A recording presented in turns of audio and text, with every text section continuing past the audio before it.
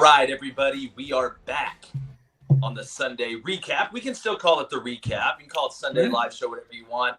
Took last Sunday off. Had to get into the lab and keep whipping up the work, as the kids say nowadays. But before we do anything, before I bring in my co-host, go ahead and hit that subscribe button. Hit that like button and turn that notification bell on too. Helps us pay the bills and keeps giving you the thrills, baby. Y'all know what's up. All right, I want to go ahead and bring in co-host number one, former Michigan quarterback, lover of candy corn. I don't know what's wrong with him. 6'7", towering man, David Cohn, and my brother, former Western State Colorado wide receiver, wearer of the beard, mustache, and the badge of pride. No insecurity needed here. Blaine Crane. Gentlemen, what is up? Good morning, fellas. What is going on?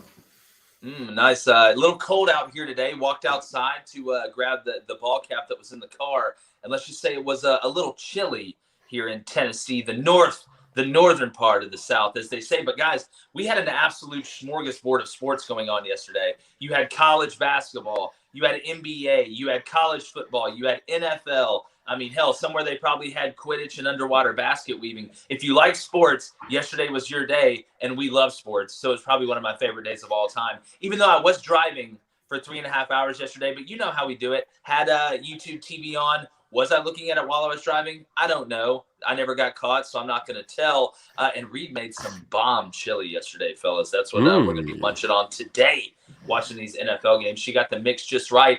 But, guys, I want to go ahead and jump in. I want to start with college football. Remember, if you do donate, we appreciate it. That'll put your question at the top. But the best way to donate is to go over to the Daily Wire and sign up for Daily Wire Plus. That is the best way to keep getting your voice heard. And we love all opinions here. Just because we don't agree with you doesn't mean we hate you. We're trying to shove our narrative down your throat. So enjoy. Guys, let's start with Oregon State and Florida. This is a game I think we all called on the show, on Friday's show, that we thought Oregon State was probably going to win big. I mean, you look at the quarterback situation at Florida, no AR-15. We obviously know what happened with Jalen Kitna. Jack Miller, an Ohio State transfer, which we've seen that work out in the SEC pretty well, a la Joe Burrow, was the number 2 guy coming into this year. I thought he spun the ball okay. But, guys, I'm not worried about Billy Napier as much as some of these Florida fans that are panicking today. And I get it.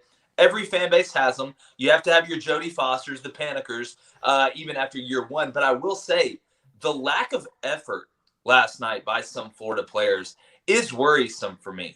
You know, regardless of if you're a first-round NFL pick, you have no chance to play in the NFL. When you put on that Florida uniform, or you put on the uniform of your team and you go to battle with your teammates, effort should never even be questioned. Effort's what gets you through the door. What you do after that is up to your ability and your talent.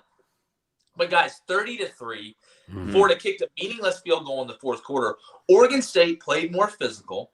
They gave more effort. I thought they were more excited to play in the game.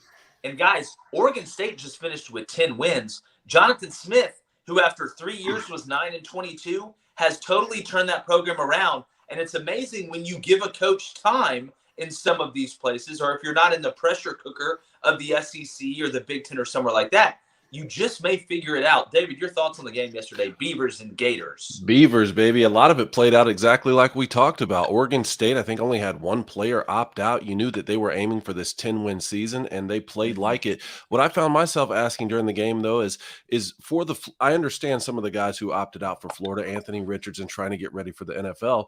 But for the guys who are coming back, who are trying to build for next season, why aren't they excited to be there? You know, I know we talk a lot about these guys who are opting out to get ready for the professional level. But when I look at 30-3, it's still the University of Florida. I don't think that anyone should hit the panic button on Billy Napier. I think he's going to have success at Florida, but this is still a bad loss, and it can be overcome. Nick Saban had a bad loss his first year at Alabama. They lost to Louisiana Monroe, but I'm not going to sit here and say that 30-3 loss in a bowl game is okay because the other team wanted it more. That's still not good. Yeah, Blaine, if you look at the game, they got beat in all 3 phases. You had a punt blocked for a touchdown. You gave up a 100-yard rusher. The quarterback, Goldbranson, really didn't have to do a ton. He threw 19 passes, completed 12 of them for $170 and a touchdown. It was just, as we call where we're from, the ass beating of a lifetime. Yeah, well, you got physically dominated. And one thing about Oregon State, I'll say it right now, if Oregon State can win the portal when it comes to a quarterback, Oregon State's going to be a problem next year. for a lot of teams, especially to go there and play. I thought Florida got dominated on every side of the ball, offense, defense, special teams. And I think Oregon State wanted it more. They're the more physical team. They're the faster team. The thing I'll say about Billy Napier, to be honest, I really didn't like the hire when they hired him. I'm pretty sure I saw a GoFundMe the other day on Billy Napier getting fired. I do think Billy needs time, but I don't think Billy's going to have a lot of success at Florida. I think it's a stopgap hire. I think Billy's going to be gone in 2 years, to be honest. And one thing Billy should be worried about right now is Florida State. Is Miami. What's going on in the state of Florida? Everyone around him is starting to pick it up. Florida State is going to be an absolute problem next year, kind of a dark horse for the playoffs. And Jake, you're a big Mario Cristobal guy. You think you think he's going to get Miami on track? I think so. I do think Billy will do okay, but I don't think Billy will be phenomenal at Florida, and I don't think he will last that long. Yeah, and again, I can understand. I think there's logical arguments to both sides, but I do think, and we know the brand that Florida is, all it takes is a spark. Let's see how this portal goes. The quarterback situation is probably going to get interesting at Florida, but we all know Florida is a program that when they get hot, they can get red hot. Billy's just got to get the momentum going. And like you said, Blaine, I agree with you. We've talked about Florida State. I pretty much got them as a dark horse or one of my 4 teams to make the playoff if everything stays the way it is now. They got Jaheim Bell from the portal. You look at the way Mike Norvell's flipped that script. They got a brand new football facility that was just built. That's kind of been the knock, right, on Miami and Florida State, is that they're falling behind because their resources aren't nearly what the other big brands in college football are. We see Miami and Ruiz, the billionaire, making that decision to go ahead and funnel a lot of money in the program. We look at the way Mario's recruiting, and it's going to be interesting to see the way that Mike Norvell and Florida State are able to go moving forward. But speaking about physical domination, Louisville yesterday, this was a matchup we found pretty fascinating. You play for the old keg of nails, one of the coolest trophies in college football that I think nobody knew existed. And look, you look at Cincinnati. You got a brand new coach. Obviously, Luke Fickell went to Wisconsin. You brought in Scott Satterfield, who just happened to be the coach from Louisville. Yeah. And guys, all week I talked about this. This, to me, felt unbelievably personal for Louisville. When I watched this game, you got left for the prettier girl. You basically got told that, all right, this Cincinnati is a better place than what Louisville is. I'm the head coach at Louisville, so I'm going to go to Cincinnati. Well, as a player, that's personal. And Louisville had 2 rushers go over 100 yards yesterday. Turner went for 160. Jawar Jordan went for 115 and 2 touchdowns. Brock Doman just really had to sit back and watch. I mean, he went 13 for 21 for a $132, a touchdown and a pick. But guys, I'm not going to hold this against Cincinnati. I do think it's one of those interesting kind of dichotomies when it comes to the coaching situation. And they were on the same sideline, and I want to give credit to the coaches for not letting that get out of control, especially when it was a beatdown from Louisville. You didn't see any crazy fights. You didn't see guys throwing helmets. Really, the craziest thing we saw from an extracurricular standpoint was the Snowball Fest last night, which we're going to get into. I laughed for 2.5 hours watching that. But Blaine, I'll start with you. This Louisville game, I picked Louisville plus 4.5. Yeah, good pick. 44 at both hit. But, I mean, it was just a beatdown. There's no other way to say it. The run game was working. The pass game was working, which definitely means play action's working.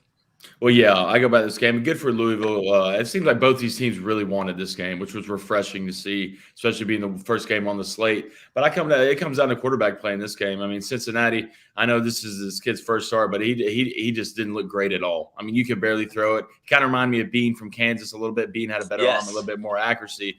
But at the end of the day, I mean, the Scott Satterfield situation, I think the winner of this will be Louisville.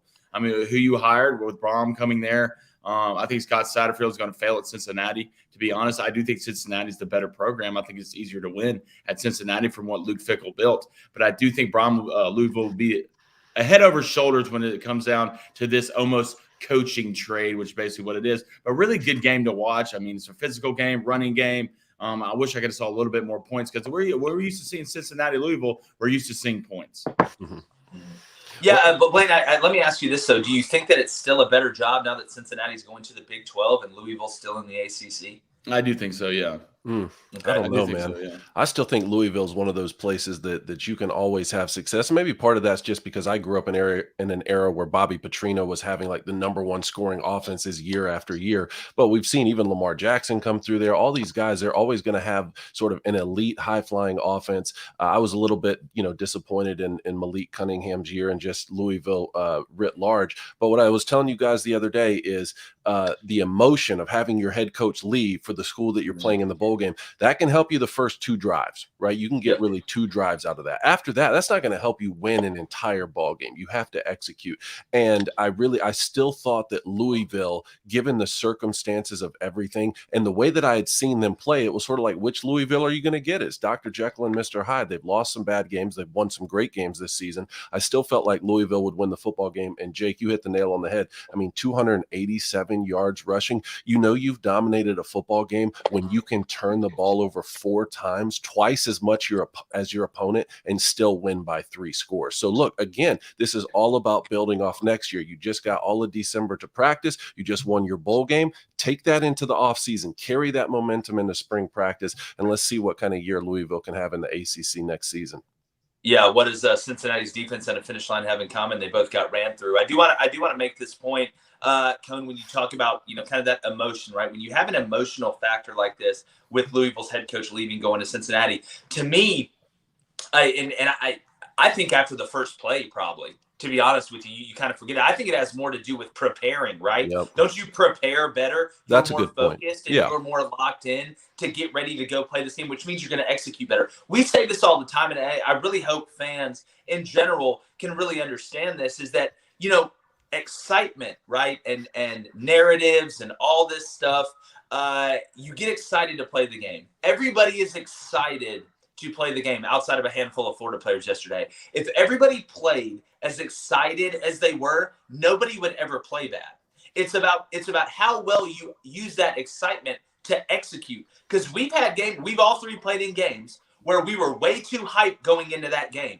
And you typically don't play well when you're it's like getting the mix right. It's like in beer pong, right? When you just got the mix right and you're just splashing everything, or me on the golf course. In between a certain amount of beverages, I'm pretty good. Before that and after that, it's an absolute disaster.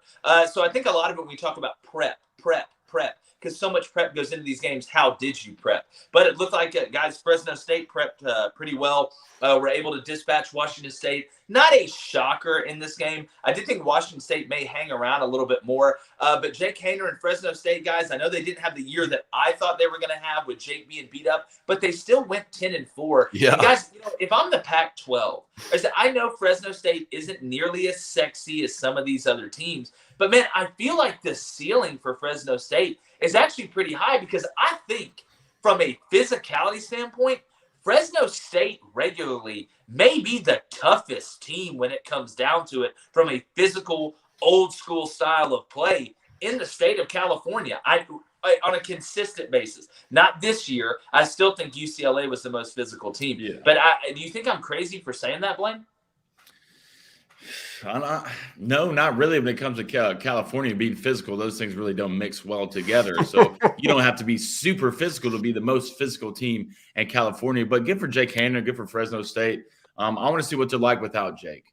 All right, I want to see the consistency without Jake. How do they replace him? Can they still have that motto? So can they still have that, be the same team they are without him? I still think they can be a bright spot in California with all the crazy stuff that's going on out there. So California needs a defense. Fresno State, if you want to be the team with the defense in the state of Cali, no, man, step up right to the plate.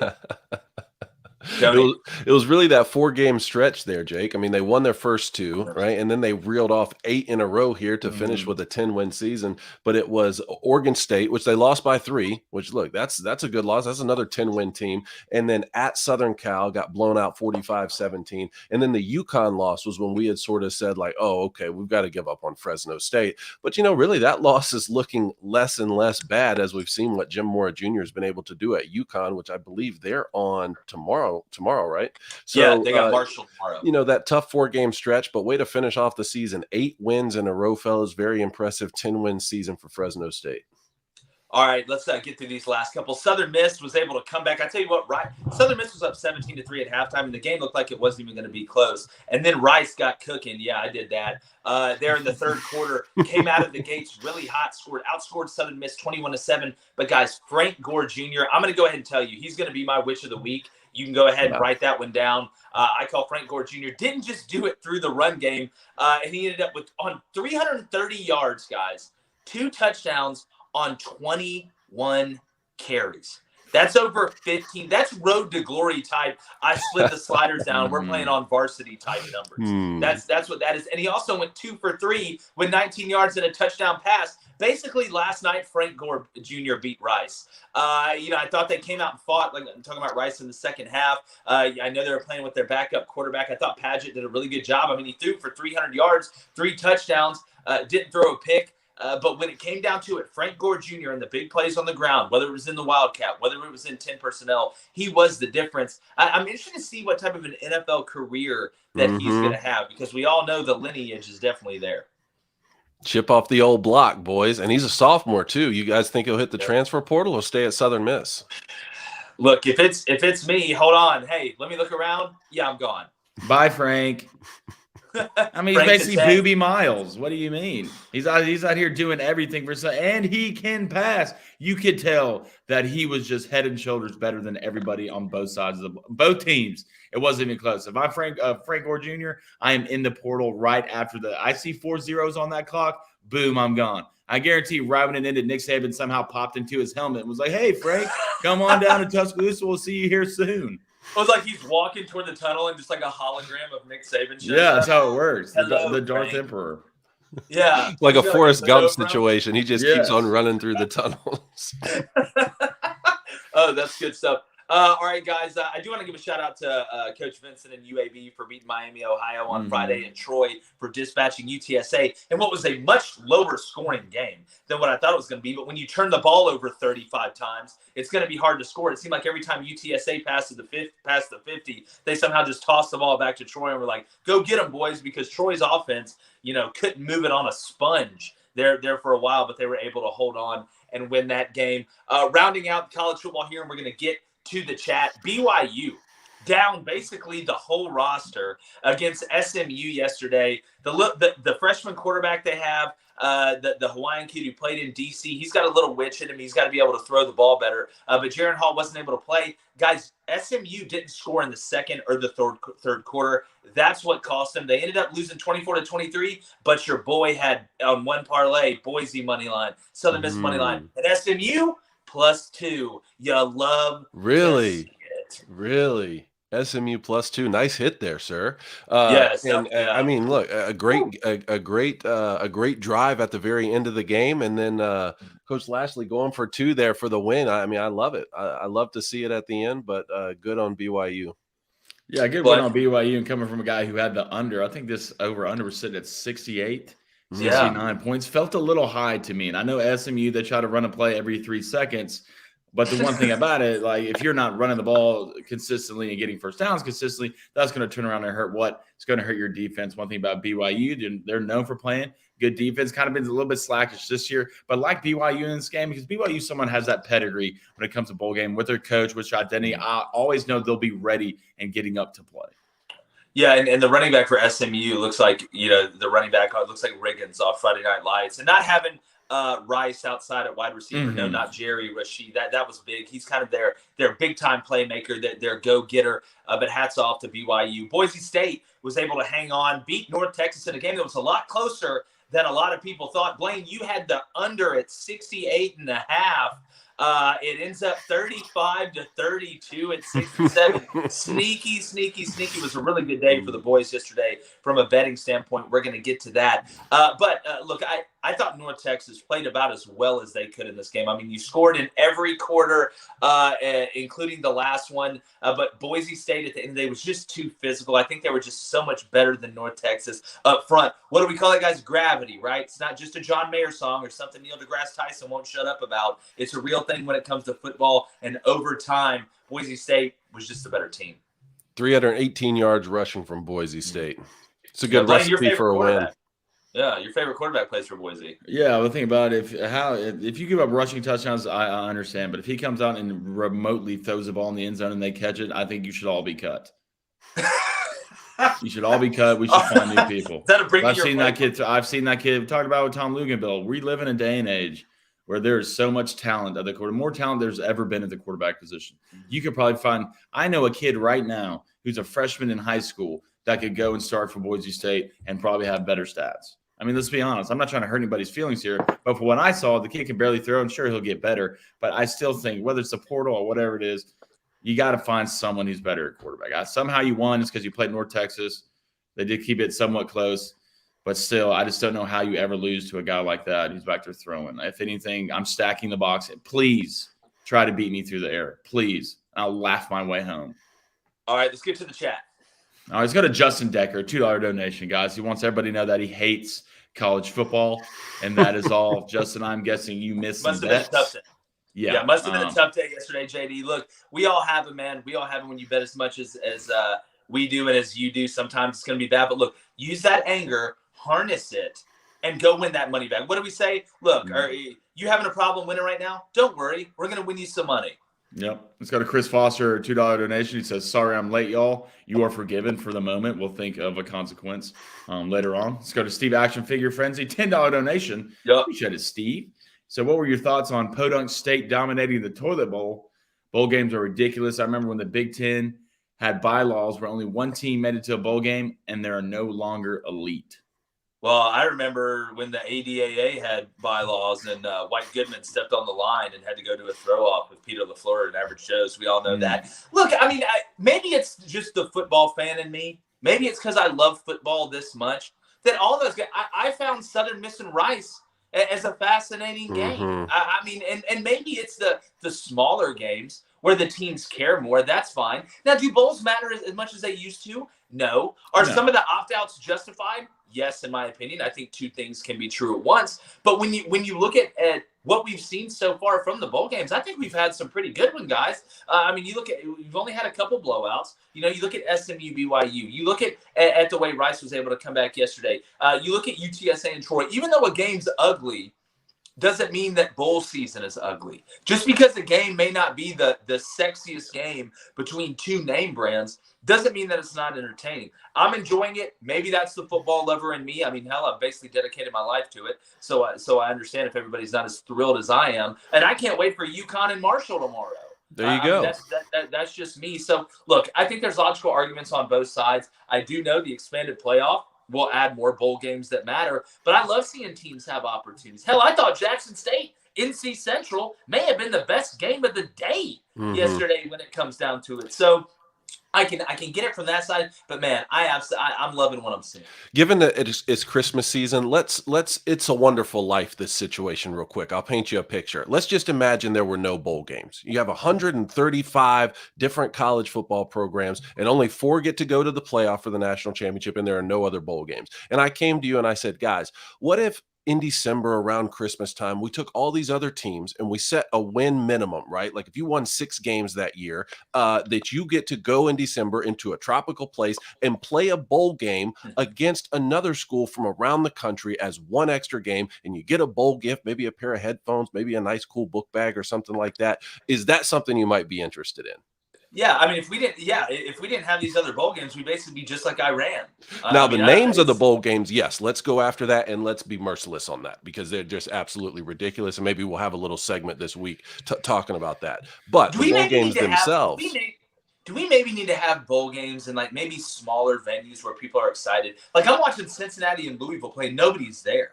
Like there wasn't a soul there. Like I'm wondering, like how much money are you? I get TV, right? TV is going to make you money. That's going to be your big money maker. But for all the prep that it takes to put a baseball field onto Fenway Park, get the stand set up, go through all this other stuff, how much money did y'all really make from the gate yesterday? It couldn't have been much. So are you saying to have these on like college campuses, maybe have more bowl games? Like man, maybe instead of saying, all right, Cincinnati and Louisville, you're going to go play in Boston. How about we have the Wasabi Bowl from Louisville? Or whoever had the best record or something like that. Just the same reason they're going to make the first round of the playoff if you don't have a bye on a college campus. You want to know why? Because it's just better. That's just how it is. That's my opinion. All right, let's go to Travis Elrod, #AskCranico. What's up, Travis? He said, what bowl game result has been the most surprising so far? Man, it's hard for me not to say SMU, BYU. I still thought BYU was missing over 20 guys that played, including a quarterback, including your 2 best playmakers on the outside, Mitt Romney's nephew, and Pika Nakua, and those guys. I was shocked that SMU wasn't able to score more points. But I think the most surprising thing is UTSA and Troy combined to score 30 points. That's what shocked me when you looked at it. The way Troy was cooking on offense. I know they've had a pretty good defense, but UTSA and Frank Harris, I know Cephas was out, but I was shocked that game only totaled 30 points. Those are probably two of the most surprising things for me. I thought Oregon State would beat Florida by a touchdown, 30-3. Just that kind of surprised me. Yeah. All right, boys. Love it. Let's go to Cody Nason 95, the king of getting graphics. Says, I'm putting up Christmas lights outside, and my hands are ice cold as Hagler on Jackson State that blew the game. How do you leave Travis Hunter one-on-one to end the game? I don't know. I don't understand it. Travis Hunter, look, you want to talk about a man playing amongst boys. That dude's just different. I will say the running back from North Carolina Central, that's one of the most devastating stiff arms that I've ever seen in my life, especially in a big moment. I mean, when you do that, you have to legally adopt that player. So he's now a father. We're very excited for him. Mm-hmm. And the great part is when that happens, the kid's already getting his college paid for, so you don't have to worry about it. But Travis Hunter, NFL player. Yeah. Yeah, he's gone. Let's go to Walmart. Elon Musk. Nice. $2 donation. He says, boys. He says, I love college football. Who doesn't love college football? There we go. Elon Musk. There we go, Elon. That's what I'm saying. Communists don't. That's who. Let's go to Laura Brown. She said, what do y'all think the SMU going for 2 rather than the tie in OT that had all the momentum? Don't mind it. It's the Bourbon Bowl. You can't hold anything back. Look, we're out here playing in freezing cold weather, man. We didn't come all the way up here to tie and go into OT. Go for 2. Let's end it right here. I think, I don't like the old adage, well, when you're at home, you play for overtime, and you're on the road, you go for 2. How about you make the best decision for your team at that moment? And I think Rhett did make the best decision for his team at that moment, and they didn't get it. But if they did get it, we'd be sitting right here singing Rhett Lashley's praises. Hallelujah, Rhett. I will say I was let down by the lack of physicality from SMU's front 7 on defense throughout the game. It was just I thought they were unbelievably soft. Yeah, and we got another one here from Eric Footer. He says, I'm reaching level 36 tonight at 11:56 p.m. Look, that's Crane & Co. speak for it's your birthday. Happy birthday. Hey, leveling up. You always love to level up. Speaking of level up, hey, Reed, you mind bringing me that phone charger in here? You love to see it. But no, congrats, Eric. You made it to 36. I mean, look, 300 years ago, you'd be the oldest man on the planet. So congratulations. Oh, I love it, man. All right. What do you want to go to college basketball now, or you want to go NFL? Man, let's go. Since we're only going an hour today and we're almost at the halfway mark, I want to make sure we get this NFL stuff in right now. Some pretty daggum good games yesterday, David. I want to start with the Bills and Dolphins, the snowball throwing fest. I tweeted out yesterday, I was watching the game. It was right after a touchdown. And you know how the camera guys are like elevated?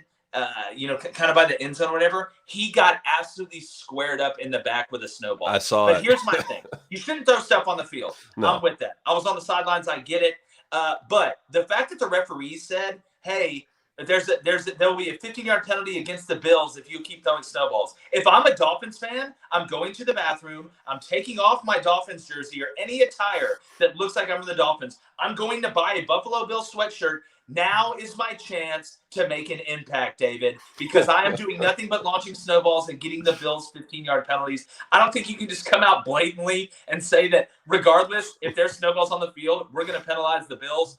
It was just a crazy scene. I mean, you saw it. It was like, it reminded me on 300, right? When they shoot the arrows and it blots out the sun. That must be what it kind of looked like yesterday. But the Bills were able to hang on. I mean, Josh Allen, talk about a guy that's going through the clutch. Right before halftime, David, there's 8 seconds left. He's scrambling around. Time expires. You're in field goal range to go up almost a touchdown. Yet he finds James Cook in the back of the end zone. Time matters not to Josh Allen. Hell of a game overall. I mean, Mostert for the Dolphins went for 140. Tua was 17 of 30 for 234 and 2 touchdowns. Pretty good day at the office. But Josh Allen, 25 of 40, 340 yards, 4 touchdowns, 10 carries, 77 yards rushing. The man is just a monster, David. An absolute monster. And I think they took that last loss to Miami in Miami personally, especially with the way it ended. It was a sloppy ending. Look, Miami, like you said, still rushed for 188, and Tua threw for 217, couple touchdowns, no picks. So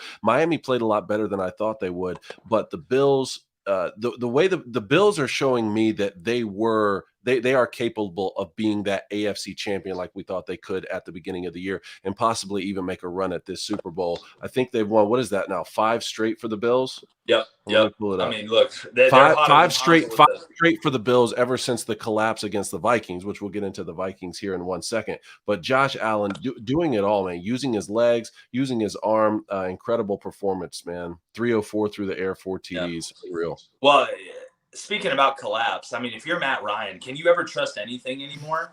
Like, I'm asking, where's my wife?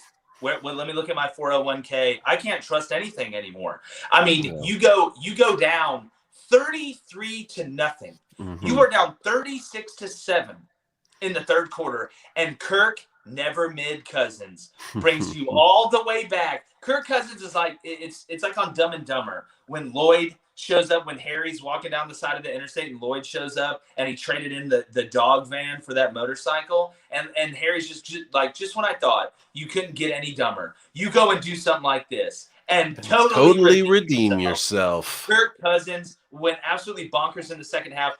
We are going to make fun of the Colts, and they should be made fun of mercilessly. Matt Ryan now has the largest comeback given up in the Super Bowl and in the regular season. Mm-hmm. Congrats, you lose. But I want to make sure that we give credit to the Vikings and Coach Kevin O'Connell for what they were able to do. I mean, you scored in the NFL. You scored, including overtime, 39 points in the second half.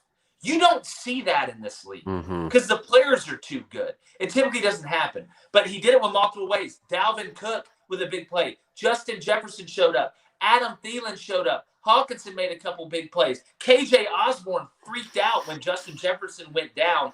Unbelievable comeback from the Vikings. And as somebody who had them money line in one bet and plus 4.5 in another parlay that hit, I want to personally thank everyone involved in the organization. And you may be getting a letter with a smiley face and a Tootsie Roll in it from the Crane residents. I had a money line too, and at the end there, I was like, if this thing ties, I'll tell you, I'm going to blast out the get off my lawn again. If this game right here ends up being a tie, it'll be unacceptable. Yes, hats off to the Vikings. It's a two-edged sword on that. You know, you're able to have the largest comeback in NFL history only because you were getting blown out by so much. But they went into second half, made their adjustments. We always talk about that.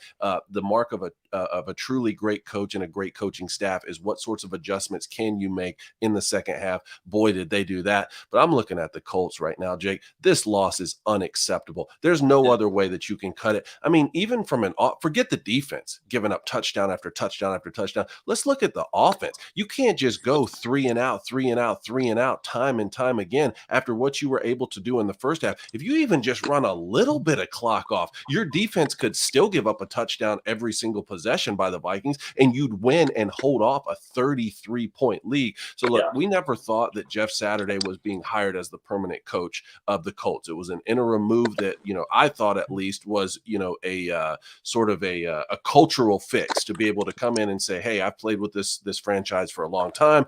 Let the owners go through and vet the next head coach, and I'm going to be here to help get the franchise back on track for the rest of the season. But a 33-point blown lead, man, that's bad.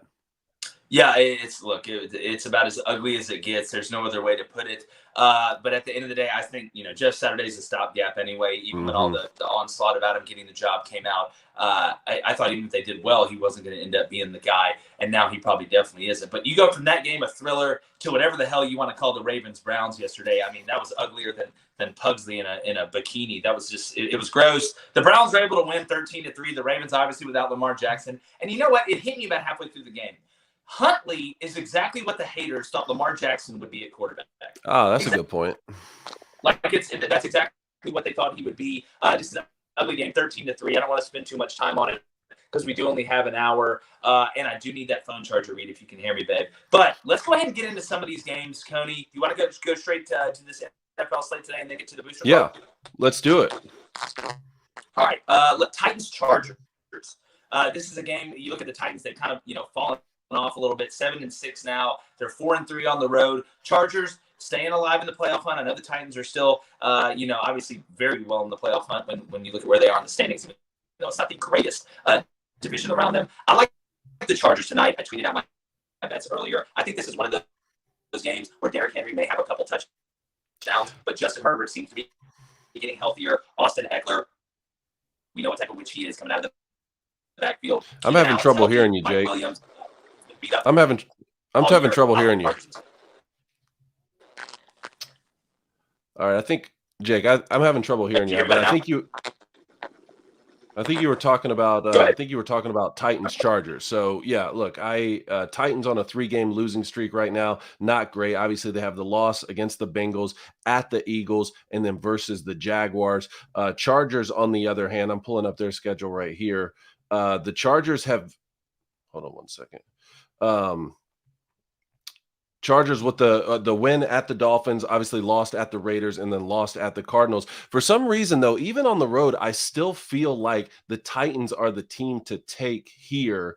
I just like the Titans in this game. Let me pull this up for 1 second. Do I got anybody else there? Jake, you there? All right, I guess we've lost Jake. Look, I like the Titans. I like the Titans in this game just because I feel like to lose 4 in a row with a Vrabel-led team, for some reason, I don't think that that's going to happen. But let's see how Justin Herbert and the boys for the Chargers play at home. And let's see, where do we want to go? Let's see. Y'all still with me? Travis Elrod. Cone actually threw everyone off his lawn. Yeah, I guess on this Sunday morning, I threw everyone off my lawn.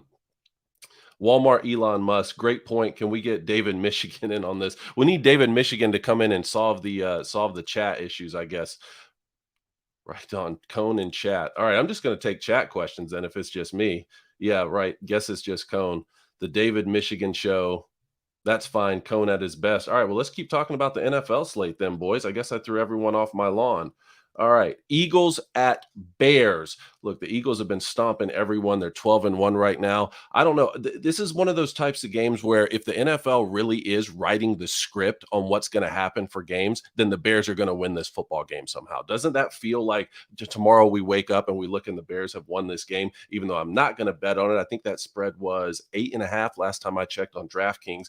I think it's a safe bet to take the Eagles 8.5, but you never know what script the NFL is going to write. We got Falcons at Saints. Is anybody joining me now? Hey, hello, David. I'm back. Oh, man, I thought I threw everyone off my lawn. Yeah, no, I mean, look, you're the best at it. I'm going to let you go ahead. I'm going to hop back in.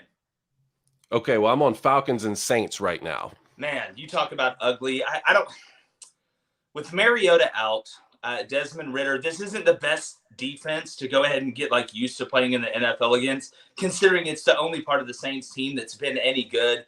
I still can just not figure out what's going on with the Saints offensively. I know Andy Dalton isn't going to be in the NFL Hall of Fame, but Alvin Kamara has 1 touchdown on the whole season. Taysom Hill has 2 touchdowns on the whole season. It's just been an absolute disaster. Love the under in this game. You can see it reflected in my bets. I just don't see a way in which the Falcons, I know Patterson is still at running back. I know they've got a few pieces, but now that Kyle Pitts is out, I think the Saints win this one. I think this kind of looks similar to the Ravens-Brown game yesterday. This feels like a 17-10, maybe 16-9 type of game. I like the Saints at home.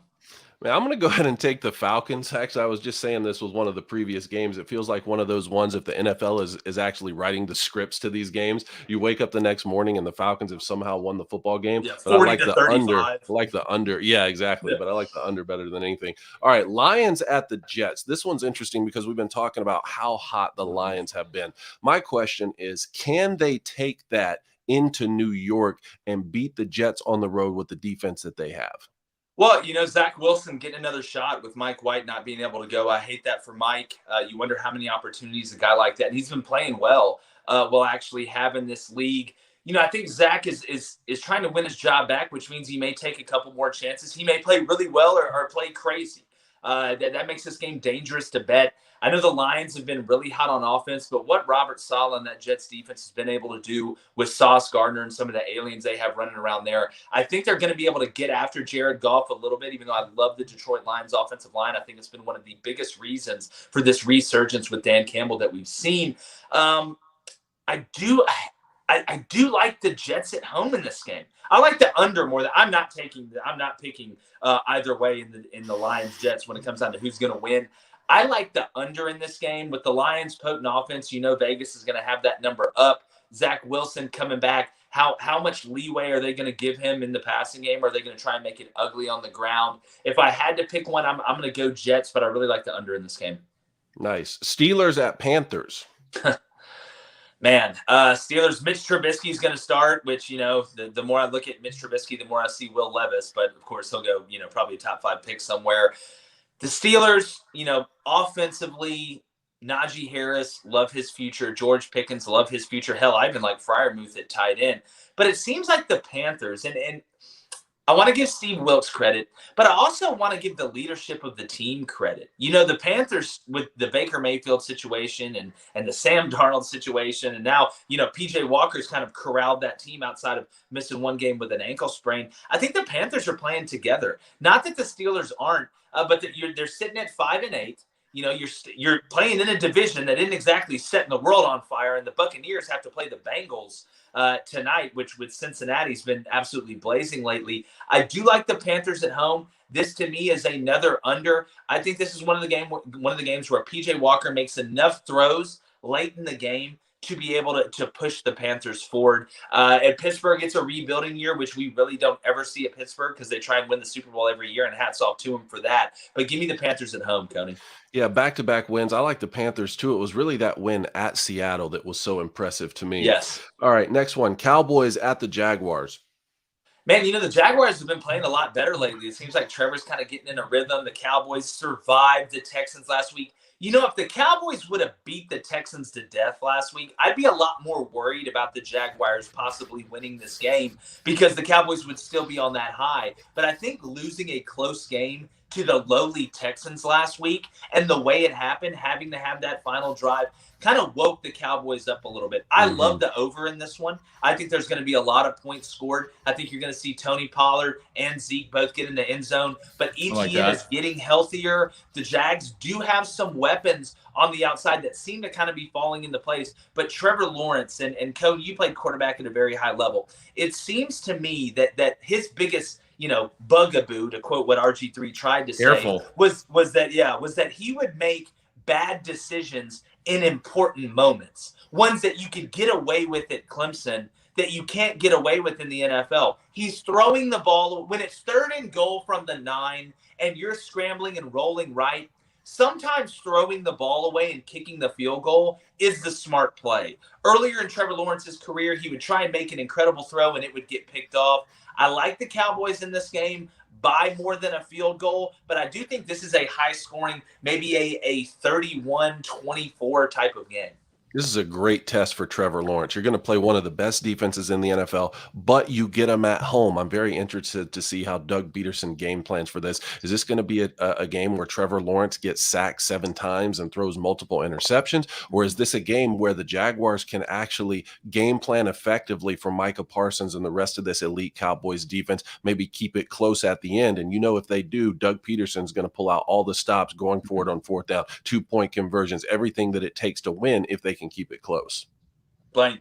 Yeah, I want to see how Dak Prescott plays, to be honest. He needs to play a lot better than he did last week with the scare with Houston. I think the Cowboys are a better team, but I think the Jaguars are trending up right now with the way they've been playing. ETN looked great last week. If they can run the ball like that, it really sets up Trevor because Doug Peterson wants to play the play-action game. He wants Trevor's his best when he gets outside the pocket, especially with the offensive line they have. So right now, I think this game's going to be close. I think the spread's at 4.5. I believe Dallas last time I saw it. I don't know if the Cowboys covered the spread. I do think they win. I think it may be a field goal or maybe just 1 or 2 point stops. All right, boys. We got Chiefs at Texans. Look, the Texans just put Stingley on IR. Again, Kansas City. I think this is one of those games Travis Kelce goes nuts. Of course he will. I have him on my fantasy team, and it doesn't matter, so he'll score 400 points. Too many weapons. Pacheco. I tell you what, guys. I really like Pacheco, the running back for the Chiefs. I like the way that kid runs. I believe he's a Rutgers graduate. He runs like he played at Rutgers. You know what I'm saying? Just runs the ball like he played at Rutgers. Physical, downhill. He's not too worried about hitting the home run every play. He is going to turn 2-yard runs into 5-yard runs. He'll break a tackle, pop for 15 or 20, but he's a guy that just takes the toll on that defense. And then Eric Bieniemy and Andy Reid just sprinkle all this finesseness around you. Then Pacheco drops the hammer. Give me the Chiefs. I know it's a 14.5-point spread. That's a lot. I think the Texans are really down bad after losing last week to the Cowboys. It's hard to get back up again. I think the Chiefs win this one in what can only be described as an absolute murder. Okay, so you have them covering, Jake. I have them covering. What about you, Cone? The Texans? Yeah. Who do you With got the 14.5? Now I got the Chiefs. I like it. Chiefs covering. I like it a lot more at 13.5 or maybe even 12.5. But if I had to bet my life, I would still take Chiefs to cover. I know. After the game last week versus Houston, I'm just scared to bet against them. Yeah, that's true. Against the Cowboys. What was the Cowboys? I believe it was 14.5 as well last week. No, it was 17. Yeah. Oh, that makes it worse. Yeah. Oh, no. If I'm touching this game, I'm taking Chiefs, and it's going to be in a parlay, which I might have. Cardinals at Broncos, both with backup quarterbacks here. Yeah, you talk about games that people really aren't thrilled about. The Broncos, we know they're out of the playoffs. The Cardinals out of it pretty much as well, now losing Kyler Murray. Really, the most intriguing thing about this is which one of these head coaches is going to get fired first. Nathaniel Hackett in his first season with the Broncos, it's been just an unmitigated disaster. They're sending FEMA trailers to Denver as we speak. And then the Cardinals have fallen off the cliff Kingsbury. We've seen it. He tends to do a very bad job in the second half of the season. I know Kyler's been kind of hurt and banged up in a little bit, but tell that to Washington and Taylor Heineke. Tell that to the Jets and Mike Wright. I mean, we've seen backup quarterbacks come in and be able to do their thing. It's not an excuse. It's only an excuse if you let it be one. You know, I'm going to default home team here. I'm going to go default home team. I think Brett Rippon actually, him and Colt McCoy, this isn't a horrible quarterback matchup. Colt McCoy has been more than serviceable for the Cardinals, but I think that Broncos defense at the end of the day is going to make the plays in the red zone, hold the Cardinals to field goals and not touchdowns, and eventually I do think the Broncos will score enough, whether it's Jerry Jeudy, a couple of the other weapons they have. Give me Denver in this game, but ew, gross. I like the Cardinals in this game. I think I the do Cardinals. too. I just trust Colt more than I trust Ripken, to be honest. If I'm the Broncos, I'm playing a game called How Many Times Can I Get the Ball to Jerry Jeudy? Yeah. And if I'm the Cardinals, it's going to be a lot of D-Hop. All right, it's going to be D-Hop, and I need it right now after me watching Greg Kittle get 27 points, which is hilarious in my opinion. But give me the Cardinals to cover.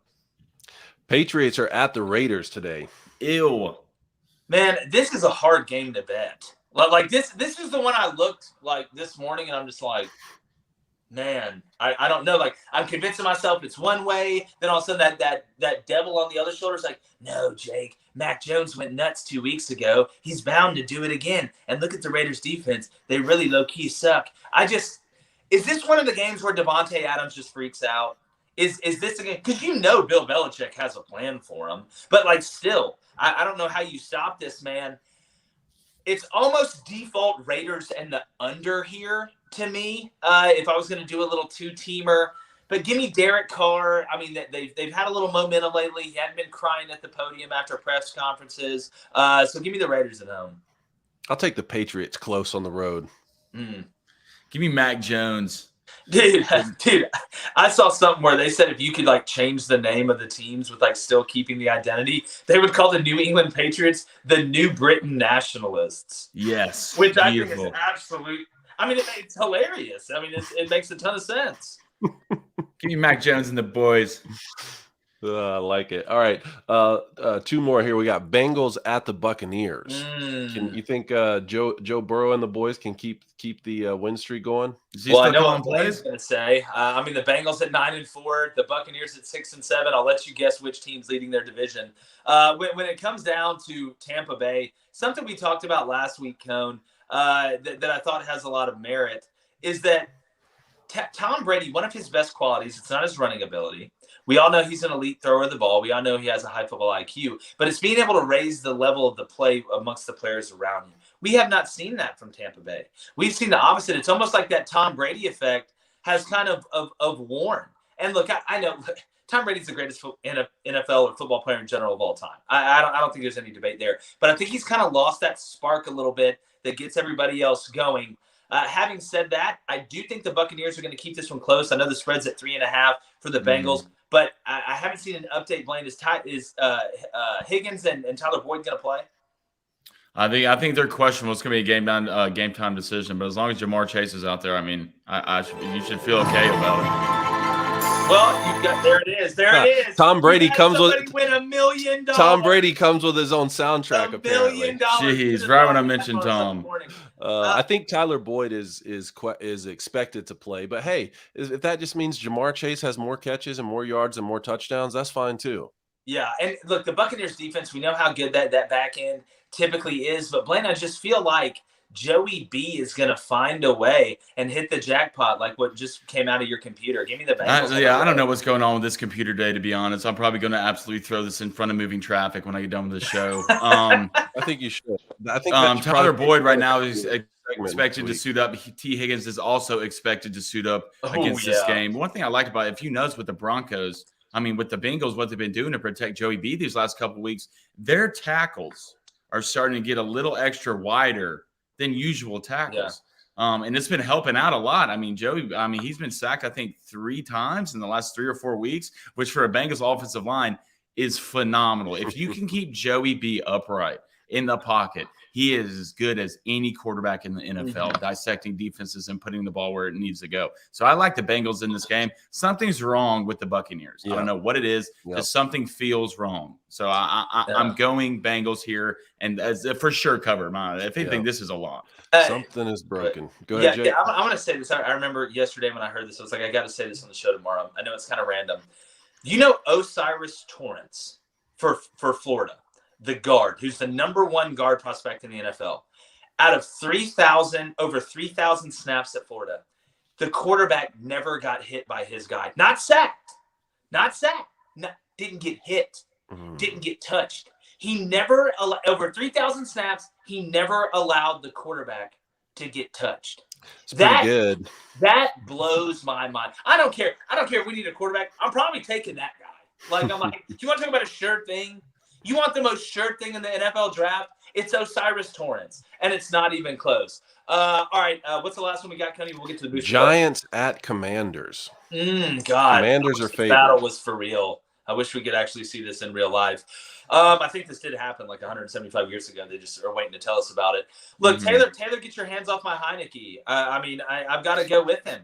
He's got the spunk right now. He's got the juice. He's looking around wearing hats, that the guys from the Peaky Blinders wore. I believe in stuff like that. Daniel Jones, it's been a cool story, but what else is a cool story? Clifford the Big Red Dog. But he runs the houses and breaks them, and they ended up having to put him down. Spoiler alert. Give me the Commanders at home. What? All right, I know it's a 4.5. They're a 4.5-point favorite. I know the Giants have Saquon Barkley, but Jahan Dotson, the sneaky witch rookie from Penn State. You look at Brian Robinson Jr., Antonio Gibson. Is Chase Young coming back at all ever? Is he playing in this game? Like, he might as well just be a coach. I don't know. He's supposed to. He was supposed to might come back like 3 weeks ago. I don't know if the Commanders are just holding him out to hold him out or what the deal is, but he's opting out of bowl season. Is he, Dave? Is it going to change your opinion on him? Nah, it's still the same. Okay. Did I miss the Kirk Cousins take in here?